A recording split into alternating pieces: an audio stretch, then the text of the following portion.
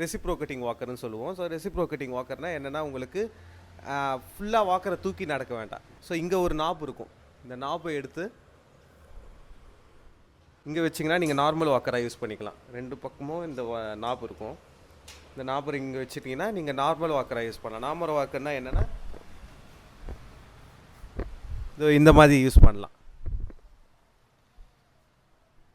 அதுவே ரெசிப்ரோகேட்டிங் வாக்கர்னால் என்னென்னா உங்களுக்கு இந்த நாப் இங்கே இருக்கிற நாப்பை ஜஸ்ட்டு இதை எடுத்து இங்கே வச்சிட்டிங்கன்னா உங்களால் நார்மலாக எப்படி நடக்க முடியும்.